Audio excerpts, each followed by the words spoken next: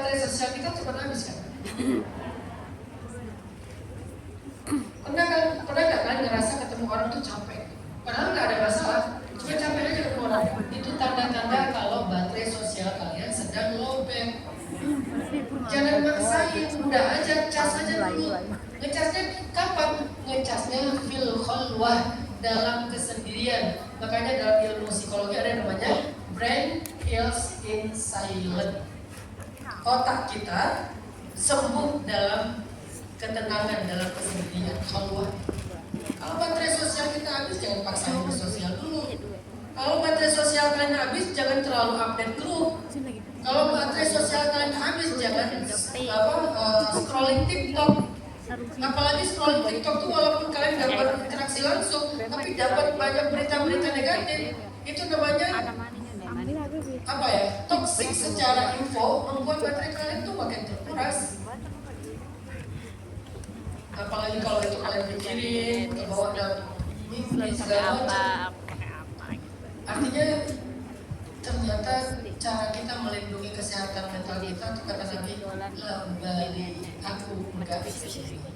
Terserah mereka mau apa, terserah mereka mau berperilaku gimana. Yang penting selama engkau tidak marahi Allah, aku enggak peduli. Berarti cara biar enggak peduli gimana? Harus ada yang menjadi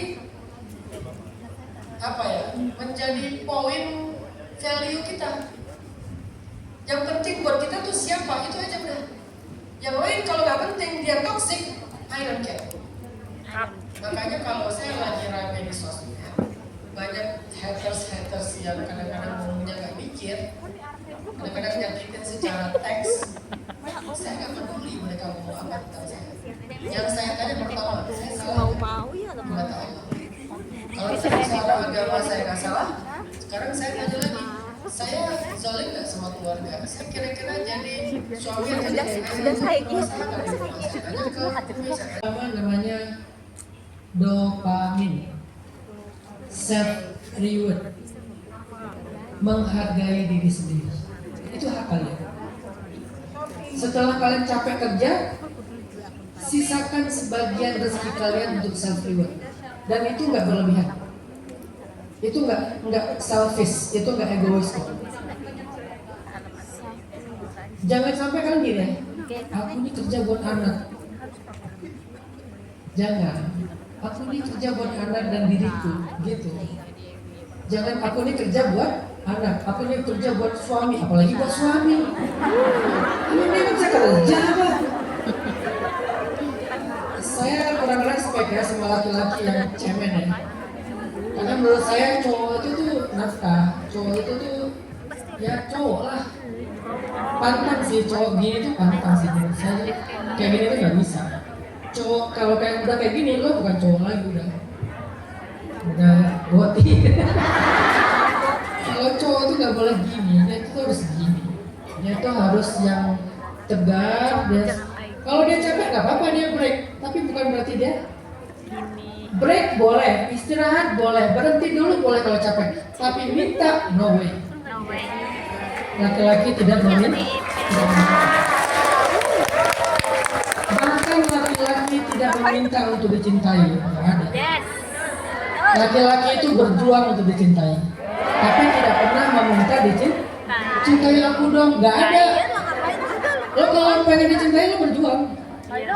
Berjuangnya gimana ya? Banyak cara berjuang. Nah, artinya belajarlah untuk menghargai diri kalian. Jadi kalau misalnya kalian udah berjuang buat anak, buat orang tua, buat keluarga, kalian harus sisain buat diri sendiri juga. Karena itu adalah self reward, itu dopamin, itu penting. Dan kadang-kadang self reward itu bukan hanya dalam bentuk materi, bisa juga dalam bentuk yang lain. Kayak misalnya, kan cinta itu ada 4 bahasanya. Bahasa cinta itu kan love language itu ada 4 kan. Yang pertama adalah act of. Nah, kalau kalian pengen self reward dalam bentuk act of service ya udah kalian service diri kalian. Service pada berendam air hangat kayak atau kalian pakai apa tuh itu yang sabun Vespa tuh. Kan banyak perempuan tuh saya pasti selalu beli itu. Aromaterapi dan herbal kan, bukan yang kimia itu yang organik. Itu ditanam di di bak mandi itu ada nggak sih bathtub gitu? Rata-rata punya bathtub kan? Nah, itu act of service self reward itu. Seminggu sekali, nggak usah tiap hari sih. Seminggu sekali, 2 minggu sekali, udah santai. Itu act of service. Ajma'ina sallallahu wasallam ala nabi sayyidina Muhammadin wa alihi wa sahbihi ajma'ina. Sebab wajahnya ketinggal jelas kados tenggali molas wateke sabar manahe ikhlas tentiang miskin dan bange welas. Sebab wajahnya ketinggal jelas kados rembulan tenggali molas wateke sabar manahe tiang termiskin tambange welas. Sallallahu wasallam ala nabi sayyidina Muhammadin wa alihi wa sahbihi ajma'ina. Sallallahu wasallam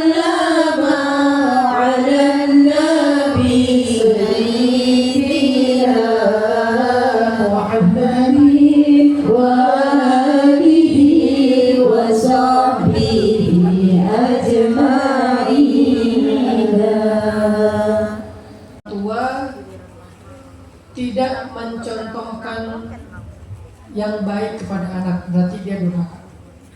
Yang kedua, ketika orang tua memanggil anak dengan panggilan yang buruk, termasuk mencela, membanding-bandingkan, mengata-ngatain yang buruk-buruk, kamu bodoh, kamu emang apa dan segala macam. Kan banyak orang tua di kampung bilang anaknya goblok kok kamu gitu-gitu ya. Nah, itu durhaka.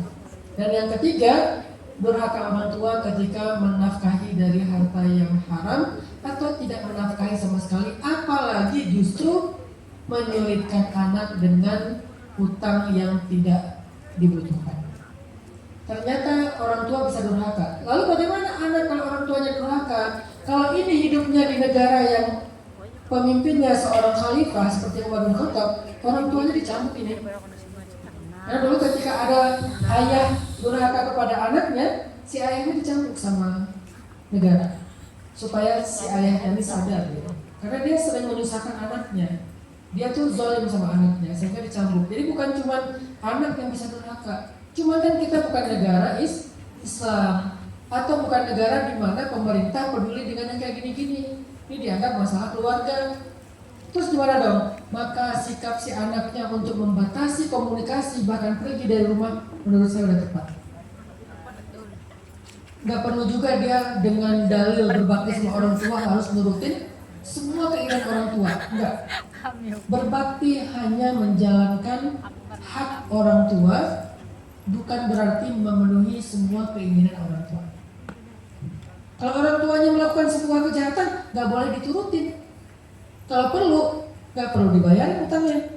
Biar dia belajar mengambil konsekuensi dari sikapnya, tanggung jawab dari sikapnya. Sekali dua kali dibayarin oke. Tapi ini udah berkali-kali, udah saatnya dibiarin. Biar dia mengambil konsekuensi dari perbuatannya. Makanya kalau kita baca ayat-ayat tentang berbakti orang tua di dalam Al-Quran, kata Allah di surah Al-Isra, kalau kedua orang tua kamu, surat Luqman ya, memaksa kamu untuk syirik kepada Allah atau berbuat dosa, janganlah kamu nurut sama mereka. Beberapa catatan ya dari aku. Bismillah ya, belajar self love ini penting banget karena yang kita hadapi bukan hanya orang lain, tapi justru yang terberat adalah diri kita sendiri. bisikan yang ada di pikiran, bisikan yang ada di perasaan itu sering menghancurkan. Ustaz, ini takdir atau ain? Emang apa bedanya? Kalau takdir kamu terima nggak? Kalau ain kamu terima nggak? Nggak bisa, saya nggak bisa terima ini. Jadi ini pertanyaannya bukan takdir atau ain, tapi pertanyaannya adalah ini hanya bisikan-bisikan yang bikin aku makin berantakan. Bisikan ini bikin aku happy atau berantakan? Bisikan ini bikin aku berharap semangat atau bikin aku makin putus asa? Itu yang harus kamu bedakan. Karena banyak sekali bisikan-bisikan, ya maksudnya ya kayak labeling orang ya. Ada yang tanya, kayaknya kamu ain deh, hancur kita gitu.